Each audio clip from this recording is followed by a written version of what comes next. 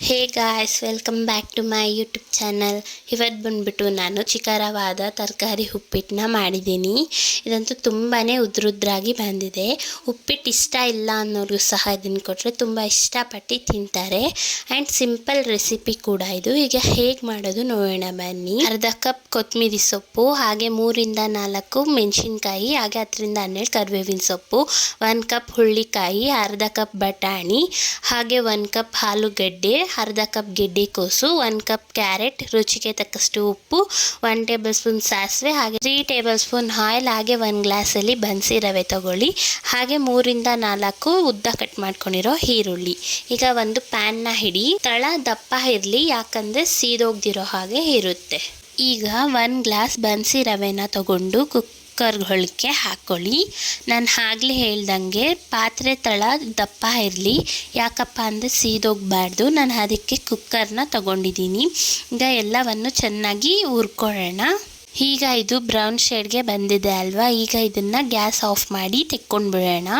ಈಗ ಒಂದು ಪಾತ್ರೆನ ಹಿಡಿ, ಅದಕ್ಕೆ 3 ಟೇಬಲ್ ಸ್ಪೂನ್ ಆಯಿಲನ್ನು ಹಾಕ್ಕೊಳ್ಳಿ. ಈಗ ಇದಕ್ಕೆ ಅರ್ಧ ಟೇಬಲ್ ಸ್ಪೂನ್ ಸಾಸಿವೆನ ಹಾಕ್ಕೊಳ್ಳಿ. ಸಾಸಿವೆ ಚೆನ್ನಾಗಿ ಚಟಪಟ ಹಣ್ಣಲಿ. ಈಗ ಇದಕ್ಕೆ 4 ಹಸಿಮೆಣಸಿನ್ಕಾಯಿ ಮತ್ತು 10-12 ಕರಿಬೇವಿನ ಸೊಪ್ಪು ಹಾಕ್ಕೊಂಡು ಫ್ರೈ ಮಾಡ್ಕೊಳ್ಳಿ. ಈಗ ಇದಕ್ಕೆ 4-5 ಉದ್ದುದ ಕಟ್ ಮಾಡ್ಕೊಂಡಿರೋ ಈರುಳ್ಳಿನ ಹಾಕ್ಕೊಂಡು ಇದನ್ನು ಸಹ ಚೆನ್ನಾಗಿ ಫ್ರೈ ಮಾಡ್ಕೊಳ್ಳಿ, ಬ್ರೌನ್ ಶೇಡ್ ಬರೋ ಹಾಗೆ. ಈಗ ಬ್ರೌನ್ ಶೇಡ್ ಬಂದಿದೆ. ಈಗ ನಾವು ತರಕಾರಿಗಳನ್ನ ಆ್ಯಡ್ ಮಾಡ್ಕೊಳ್ಳೋಣ. ಮೊದಲಿಗೆ ಇಲ್ಲಿ ನಾನು 1 ಕಪ್ ಕ್ಯಾರೆಟ್ನ ಹಾಕ್ಕೊತಿದ್ದೀನಿ. ಈಗ ಇದಕ್ಕೆ 1 ಕಪ್ ಹುಳ್ಳಿಕಾಯನ್ನು ಸಹ ಆ್ಯಡ್ ಮಾಡ್ಕೊಳ್ಳಿ. ಅದ ನಂತರ 1/2 ಕಪ್ ಹಸಿ ಬಟಾಣಿನೂ ಸಹ ಹಾಕ್ಕೊಳ್ಳಿ. ಹಾಗೆ 1 ಕಪ್ ಆಲೂಗಡ್ಡೆ ಹಾಕ್ಕೊಳ್ಳಿ ಮತ್ತು 1/2 ಕಪ್ ಗೆಡ್ಡೆಕೋಸು ಹಾಕ್ಕೊಳ್ಳಿ. ಎಲ್ಲವನ್ನು ಫ್ರೈ ಮಾಡ್ಕೊಳ್ಳಿ. ತರಕಾರಿಗಳು ಬೇಗ ಬೇಯೋದಕ್ಕೆ ಅದ್ರ ಮೇಲೆ ಏನಾದರೂ ಕ್ಲೋಸ್ ಮಾಡ್ಕೊಳ್ಳಿ. ನಾನು ಸಹ ಕ್ಲೋಸ್ ಮಾಡ್ಕೊತೀನಿ. ಈಗ ನೋಡಿ ಸ್ವಲ್ಪನೇ ಬೇಯ್ತಾ ಇದೆ. ಈಗ ತರಕಾರಿಗಳೆಲ್ಲನೂ ಬೆಂದಿದೆ. ಈಗ ಇದಕ್ಕೆ ರುಚಿಗೆ ತಕ್ಕಷ್ಟು ಉಪ್ಪನ್ನು ಹಾಕ್ಕೊಳ್ಳಿ. ಈಗ ಒಂದ್ಕಿತ ಮಿಕ್ಸ್ ಮಾಡ್ಕೊಳ್ಳಿ. ಈಗ ಇದಕ್ಕೆ ನಾವು ಹುರಿದಿಟ್ಕೊಂಡಿರುವಂತಹ ರವೆನ ಹಾಕ್ಕೊಳ್ಳೋಣ. ಇದನ್ನು ಸಹ ಎಲ್ಲನೂ ಮಿಕ್ಸ್ ಮಾಡ್ಕೊಳ್ಳಿ.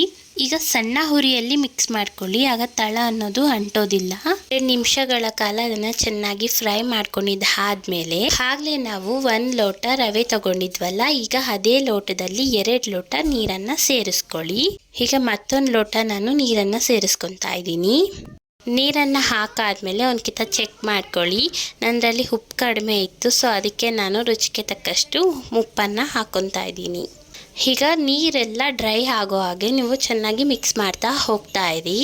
ಈಗ ನೋಡಿ ಅದಾಗದೇ ನೀರೆಲ್ಲ ಡ್ರೈ ಆಗ್ತಾ ಇದೆ. ಇನ್ನು ಇದು ಡ್ರೈ ಆಗಬೇಕು.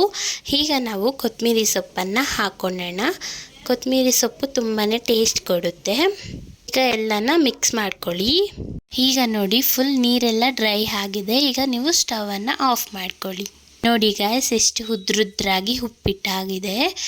ಯಾರು ಉಪ್ಪಿಟ್ಟು ತಿನ್ನಲ್ಲ ಅಂತಾರೋ ಅವ್ರಿಗೆ ಕೊಟ್ಟರು ಇದು ತುಂಬಾ ಇಷ್ಟಪಟ್ಟು ತಿಂತಾರೆ. ಅಷ್ಟು ಟೇಸ್ಟಿಯಾಗಿರುತ್ತೆ. ಹಾಗೆ ನಮ್ಮ ಚಾನಲ್ನ ಸಬ್ಸ್ಕ್ರೈಬ್ ಮಾಡ್ಕೊಳ್ಳಿ.